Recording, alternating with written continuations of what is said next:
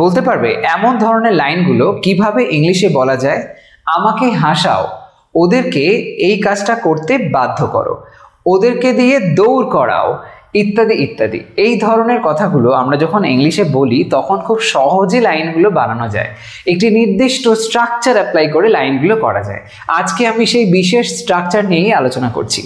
এই ধরনের যে বিশেষ ভার্বগুলো, যে ভার্বগুলো দিয়ে আমরা এমন ধরনের সেন্স বুঝিয়ে থাকি যে কেউ কাউকে দিয়ে কাজ কোনো একটা কিছু করিয়ে নিচ্ছে, করতে বাধ্য করছে, এটাকে বলা হয় কজেটিভ ভার্ব।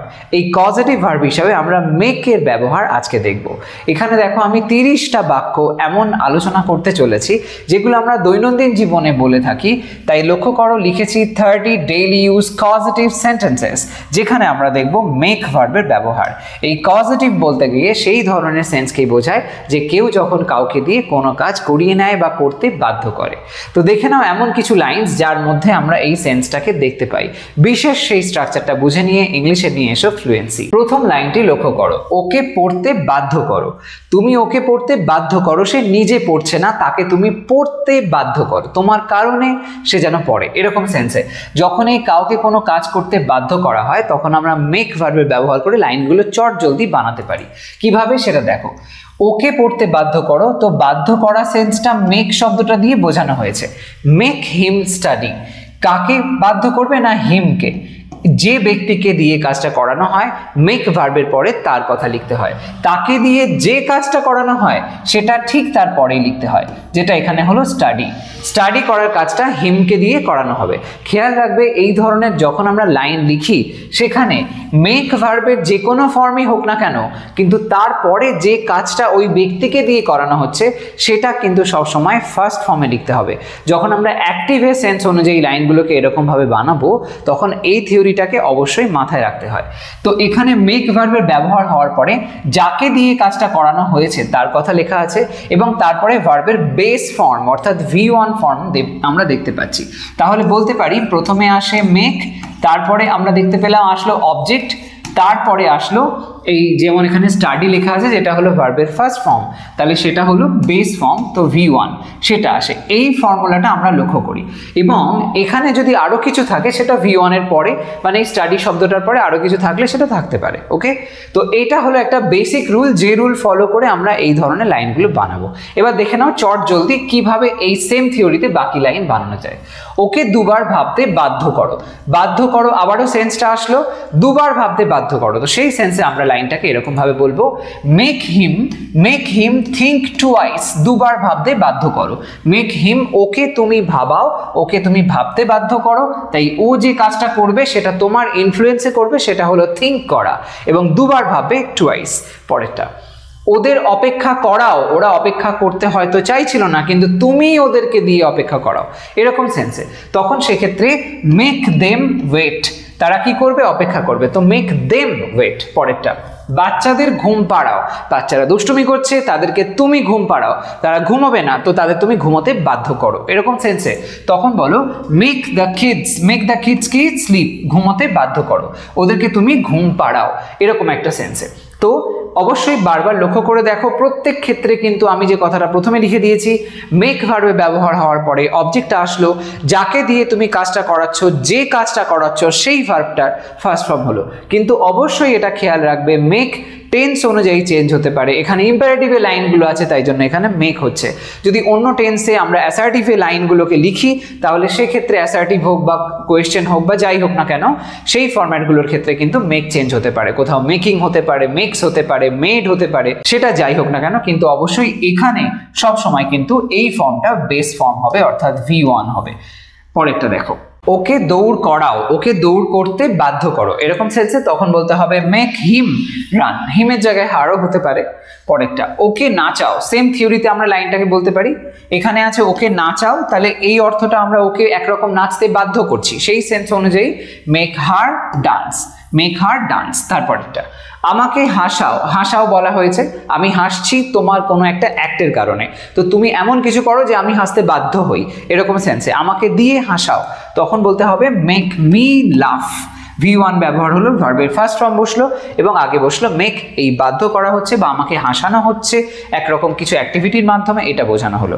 ওদের কাজ করাও, ওদেরকে দিয়ে কাজটা করাও, এরকম সেন্সে ওদের কাজ করাও, তার মানে make them work, make them work. পরেরটা, তোমার ভাইকে দিয়ে সাহায্য করাও, তোমার ভাইকে দিয়ে সাহায্যটা করিয়ে নাও, এরকম সেন্সে তখন make your brother help, make your brother help. পরেরটা, তোমার বোনকে পড়তে বাধ্য করো, পড়তে বাধ্য করো, বাধ্য করো তাহলে মেক বলবো, তারপরে make your sister read, make your sister, sister কি করবে না রিড করবে, পড়াও, পড়ার কাজটা সে করবে, এরকম সেন্সে। পরেরটা দেখো, ড্রাইভারকে থামাও, ড্রাইভার গাড়ি থামাচ্ছে না, তাকে তুমি থামতে বাধ্য করো, এরকম সেন্সে তখন বলো make the driver stop, make the driver, ড্রাইভারকে কি করবে গাড়ি থামাতে বাধ্য করছো, স্টপ।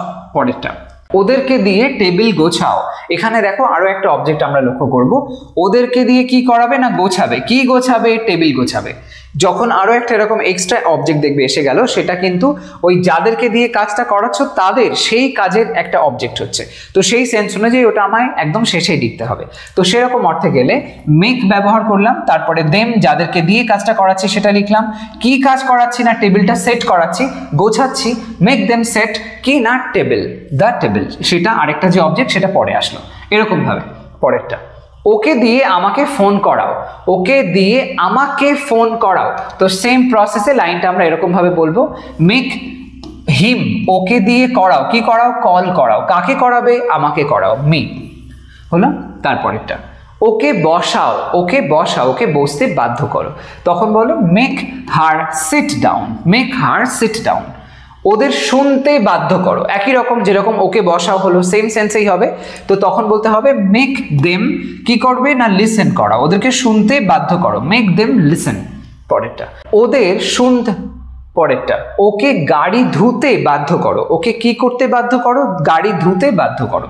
এখানে দেখো ডাবল অবজেক্ট আবারও একবার চলে আসলো, তো ট্রান্সলেট করলে সেই মতন মেক হিম, ওকে দিয়ে কি করাবে ওয়াশ করাবে, কি ওয়াশ করাবে কারটা ওয়াশ করাবে, সেটা পরে আসলো। ওকে, তারপরেরটা, ওকে দিয়ে দরজা খোলাও, দরজা খোলাও, সেম থিওরি আগেরই মতন, কাউকে দিয়ে কাজটা করিয়ে নেওয়া হচ্ছে সেইটা, তো সেই প্রসেসে make her open the door, make her open the door, কি ওপেন করবে ডোর ওপেন করবে, সেটা লাস্টে লিখবো আমি। তারপরে, তোমার ছেলেকে লিখতে বাধ্য করো, একই ব্যাপার, বাধ্য করো সেন্স, তো নির্দ্বিধায় মেক দিয়ে শুরু করব, make your son right, make your son কি করবে রাইট করবে, লিখবে। শ্রমিকদের তাড়াতাড়ি করাও, শ্রমিকদের দিয়ে তাড়াতাড়ি করিয়ে নাও, এরকম সেন্সে মেক দ্য ওয়ার্কার্স কি না হারি, মেক দ্য ওয়ার্কার্স হারি, তাড়াতাড়ি করাও।